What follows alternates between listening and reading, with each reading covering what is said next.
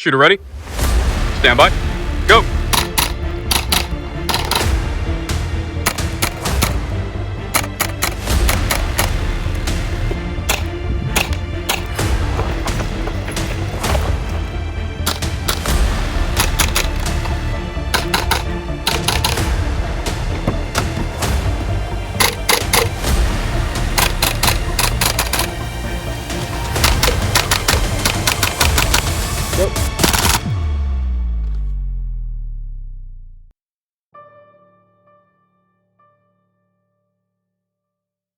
Hey everyone, welcome back to another episode of Slide Bite. And as you can see from the intro, I got a new shooting area.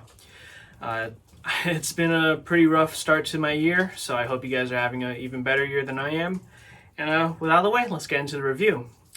So, of course, today we're going to be taking a look at the VFC UMP Gen 2 gas blowback submachine gun. This is something that I've had for a couple months now, and I love it. This is my replacement to the 416 sitting on my wall right now. You can tell I love this thing because I bought more mags for it. Whenever I find a gun that I love, I buy more mags for it because I'm going to skirmish it. This is, in my opinion, one of the best skirmishable guns out there. And it's also one of the best looking ones. Before I continue on with the video, if you want this particular submachine gun, I'll be leaving a link in the description down below.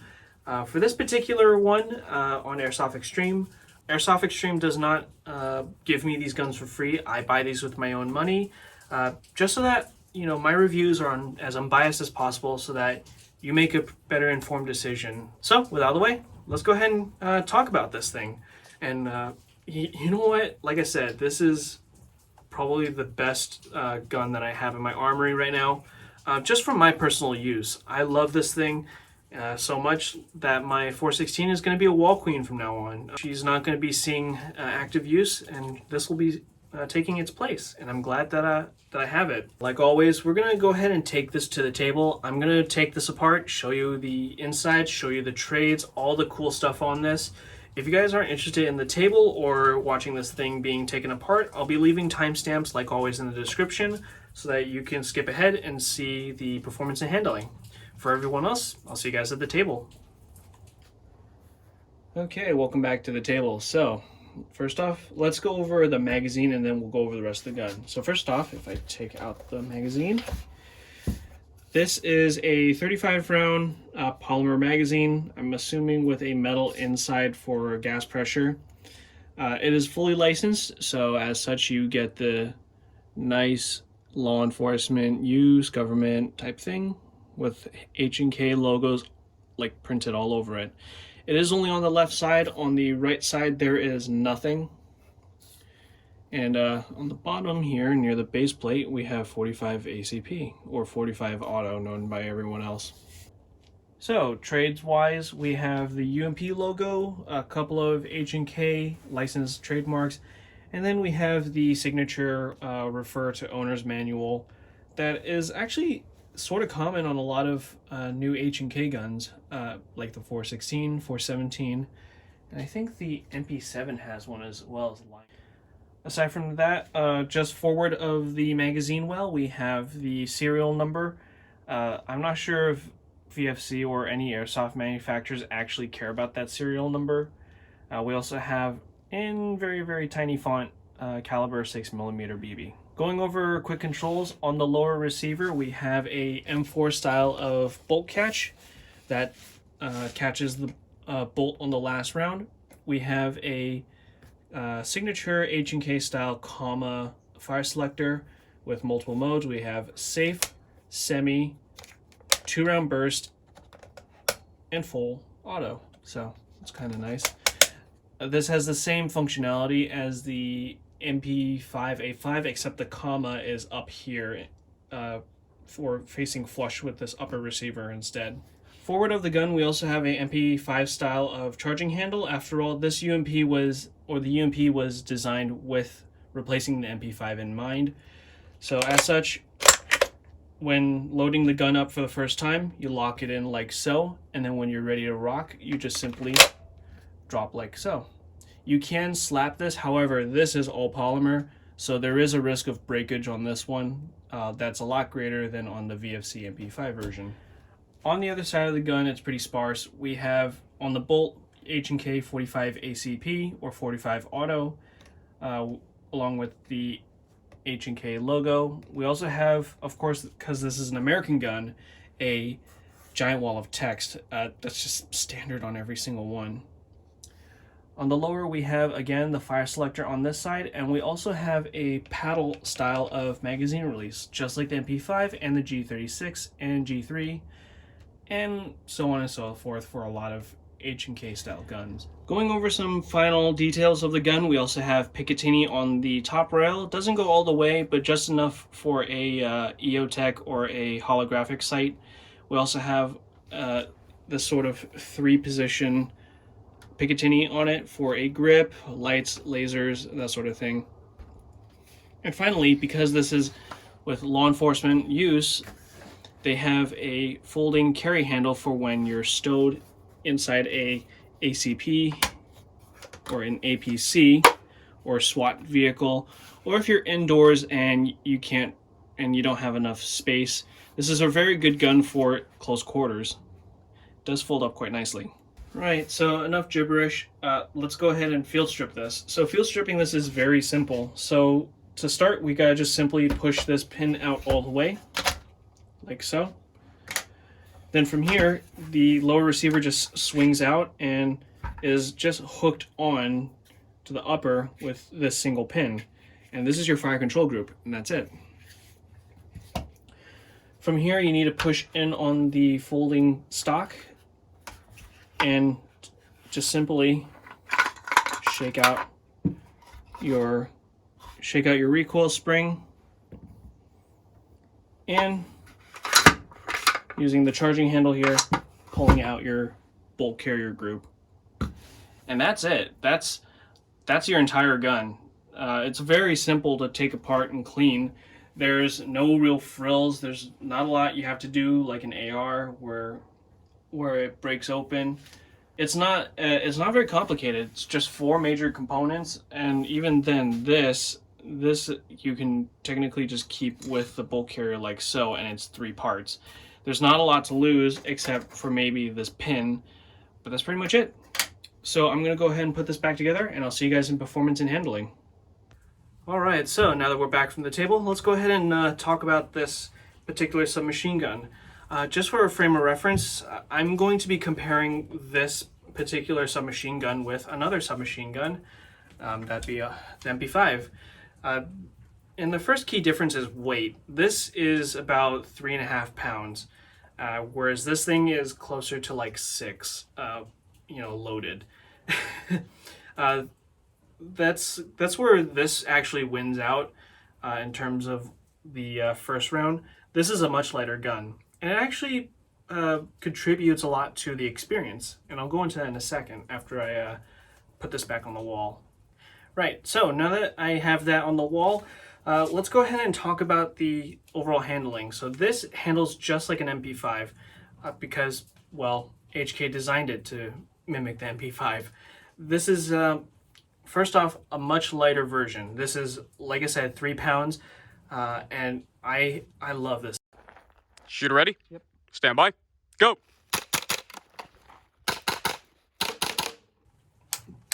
So first off, aside from weight, let's go ahead and talk about overall handling.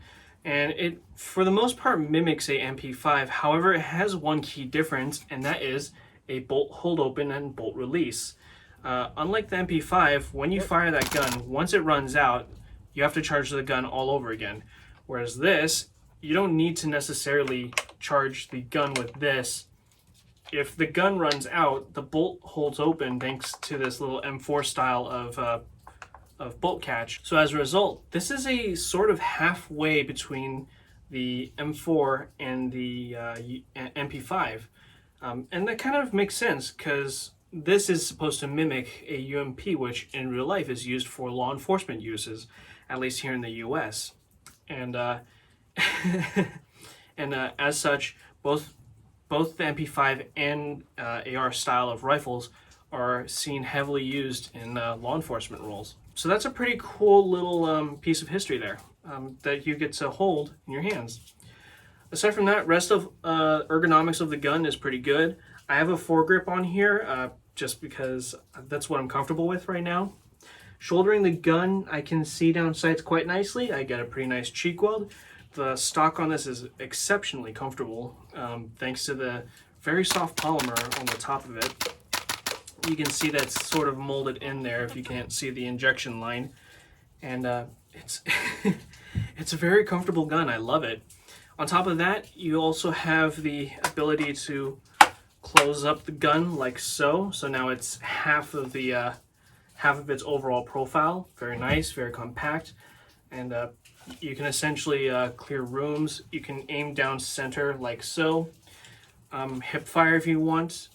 It's so much you can do with this. It handles like an MP5, and the MP5 already has pretty good characteristics in terms of overall handling. So for those of you who are interested in slapping the gun, that's where I'm gonna have to say kind of slow down. Because this gun is mostly polymer, if you were to give this gun a particularly good slap like this, the one thing that I'm gonna warn is that the gun is mostly polymer, so I feel like the charging handle, as the charging handle is made of polymer, is going to snap and break a little more easily than metal. That's just something to be aware of when you're using this. You can definitely slap it, but just be aware that you might break the charging handle a little prematurely. Aside from that, you can see that I have the gun empty right now. Reloading this gun is kind of quirky. What I mean by that is when you reload, it fights you putting a mag in, and it fights you taking a mag out. This mostly has to do with polymer on polymer. As such, it's very friction. There's a lot of friction, actually, because the mags have a polymer shell and the gun is polymer itself. It creates a lot of friction when you reload this, and as such, you tend to have to fight the gun to get the mag in. That's the only quirk and qualm I have about this. Although I'm pretty sure if I use this and break it in over the years, it's going to be a lot smoother. Aside from that, that's pretty much the only concern. The rest of the gun is pretty nice. Despite its very blocky, low poly look to it, it's not as cumbersome as most people would think. Just holding onto the gun, swinging it in this relatively enclosed environment, I have no real issues with it. This is definitely a good CQB gun if you're trying to go into a building and clear it out, or just put it in a vehicle, put it in the side. As you can see from the footage that I've been shooting, inside my car, it sits on your lap quite nicely, doesn't take up too much space, and the nice folding stock really does help cut down on the overall profile of the gun. So now that I've been gushing over how well this thing handles, let's go over performance. And performance on this is interesting. As you can see, I have a green tag, which means it is shooting at about 250 to 280 feet per second with 0.25s. Shooter ready. On a pretty relatively normal day, about 70 degrees Fahrenheit. So that's pretty interesting. This gun is not necessarily overpowered, but it's not necessarily underpowered. However, you will notice that when you pull the trigger, that slow FPS does tend to make you miss. So you have to really lead your shots with this. Fire rate on this thing is insane. It's it's about the same as the VFC UMP as the VFC MP7, the KWA MP7. Not exactly on the same level as the KWA Mac 11, but it's nearing there. This is definitely going to burn through BBs and gas quite fast on that setting, whereas on semi-auto, the efficiency on this thing is great. Doing the efficiency test on this particular gun, I was able to get about 3.5 reloads before I needed to charge the mags. Bear in mind, a charge to reload ratio is basically how many BBs you can cycle through the mag before needing to recharge on gas. Because the mags carry about 30 odd rounds, that would be about 105 rounds, give or take, depending on the weather. On a hot day, that can run through that no problem, maybe a little more, depending on how long you charge the gun. On a colder day, it would be closer to 2 reloads before needing to charge up on gas. And that's pretty good. Compared to most of the other submachine guns that are out on the market in terms of gas efficiency, this is definitely one of the best guns in terms of efficiency. It has to do with that really low FPS. Doesn't use that much gas, doesn't need to, and as a result, it's very efficient and it's pretty high fire rate. So I love it.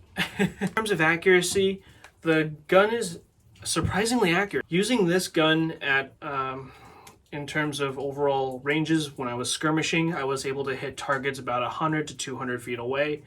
That's pretty good, considering that the barrel is only about like from here to here, and you know my hand is about yay big. It's not exactly sniper rifle lengths of accuracy, but it's good enough for close to mid-range fighting. Definitely, you know, peeking out, getting a quick shot at someone, and then dipping back in. So accuracy on is pretty good. It's more than enough to get that kill. Don't expect sniper rifle type of levels of accuracy on this. After all, it is a submachine gun. Accuracy is not exactly its thing. If I was to give it a rough accuracy silhouette, it would probably hit my torso at about 200 feet, give or take. Well, it would hit my torso consistently at about 80 to 100 feet. Anywhere past that, and that really is down to how well you can aim your gun. Overall though, do I recommend this gun? Do you guys even need to ask? Hell yes, get this thing. This is one of the best submachine guns out there. It's very efficient, it's pretty accurate, it's got a high fire rate, and oh man, that recoil is great.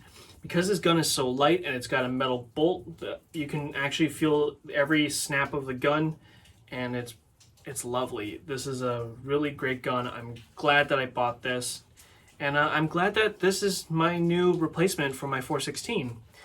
And I hope that this review was helpful. Thank you guys for watching this far.